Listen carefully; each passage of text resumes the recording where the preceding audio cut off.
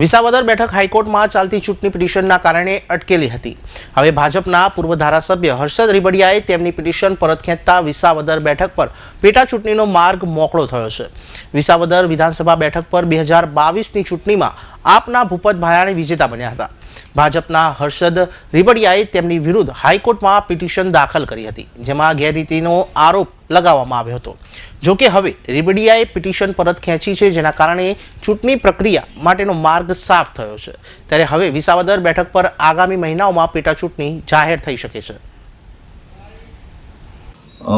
ગત રોજ અમારા પૂર્વ ધારાસભ્ય અને મારા વડીલ માનનીય શ્રી હર્ષદભાઈ રીબડિયાએ જે હાઈકોર્ટમાં પિટિશન કરેલ હતી, ઇલેક્શન પિટિશન, તો એમણે એ પિટિશન પરત ખેંચી અને એક ચૂંટણીનો માર્ગ મોકળો કર્યો છે। તો હર્ષદભાઈના આ નિર્ણયને હું આવકારું છું અને એમને અભિનંદન પણ આપું છું કે આપણા વિસ્તારમાં લોકોને પ્રતિનિધિ મળે અને આપણા અટવાયેલા આપણા વિસ્તારના સિંચાઈના કામો છે, રોડ રસ્તાના કામો છે, ખેડૂતોને લગતા કે શ્રમિકોને લગતા ઘણા બધા એવા મુદ્દાઓ છે કે જે આપણે સોલ્વ કરવા પડે એમ છે।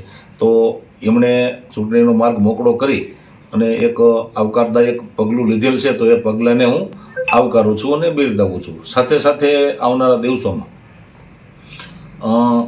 બધા સિનિયર આગેવાનો સાથે મળી ખભે ખભો મિલાવી અને બધા કામ કરવાના છે અને પ્રદેશ પાર્લામેન્ટરી બોર્ડ જે કાંઈ પણ નિર્ણય કરશે એ નિર્ણય સૌ માનવાના છીએ અને પાર્ટી મારામાં વિશ્વાસ મૂકશે તો આવનારા દિવસોમાં બધા સાથે મળી અને કામ પણ કરશું અને પાર્લામેન્ટરી બોર્ડનો જે કાંઈ પણ નિર્ણય હશે એ બધા આગેવાનો નિર્ણય માનશે અને અમારા વિસ્તારના હિતમાં સૌ સાથે મળી અને કામ કરશું।